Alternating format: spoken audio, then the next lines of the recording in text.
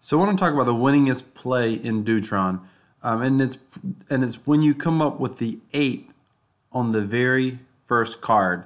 Ironically enough, this is the card that scares most people. I had to sit here and keep playing until I finally got to an 8 so I can make this video. And this scares a lot of people because they're like, it's 50-50, right? It's the exact same odds. Remember, if you remember basic strategy, you always bet as much as you can to be able to earn as much due, because we know in the long run you're going to lose anyway. And then, if you keep in mind what to do, if the second card is a 2, 3, 4, or 5, you always select up. You know it's going to be higher. If it's ace, king, queen, or jack, you always predict it's going to be lower. Gives you a little better than the 2/3 chance of being right. If the second card is a 6, 7, 8, 9, 10, you just go ahead and cash out, take the win, even if it's small.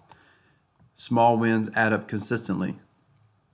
But when it becomes an 8, people get nervous. And I think this stems from when an 8 is the second or third or fourth card that comes up and you've got, everything there, but then it's a simple cash out. But when an 8 comes up as a first card, it's kind of a no-brainer. You can't go wrong here. It will invariably work out in your favor over the long run. So it's a 50-50 chance that you're going to choose the right option. If you choose the wrong option, you just lose 1,500. If you choose the right option, you more than double. Please notice that. You more than double your bet. That alone makes it a winner. 50% of the time, you're going to lose 1,500. 50% of the time, you're going to get 3,060. It is a winner long term by 60 Tron in this case. Now, let's just choose up and see what happens. But well, let me explain this first. Typically what would happen, because I don't know if it's going to work out in my favor this time, if it's an 8 and we choose up, as long as it's not a 9 or 10, chances are it's going to be king, queen, or ace. 50-50 chance. It's a king, queen, or ace if we choose up. And you know me, I always choose up.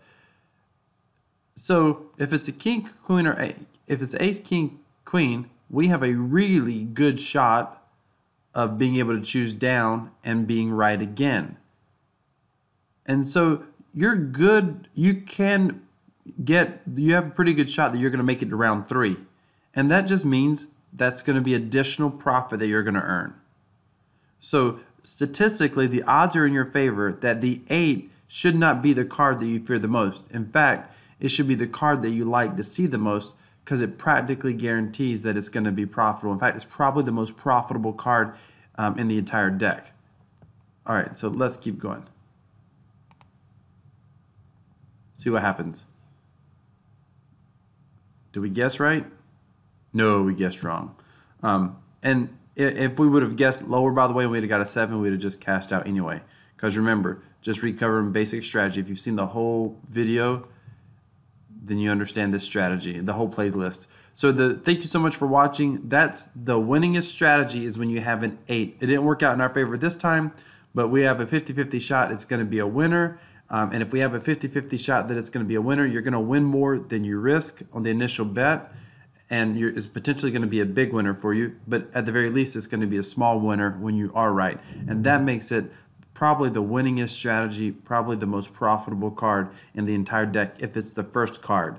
If you haven't seen my entire Dootron playlist, it should be on your screen now. Go ahead and watch the entire playlist. And if you want to start playing Dootron, click the link down in the description. It is an affiliate link. You'll be helping me out. Click the link down in the description or on the comments. Thank you so much for watching. Have a great day.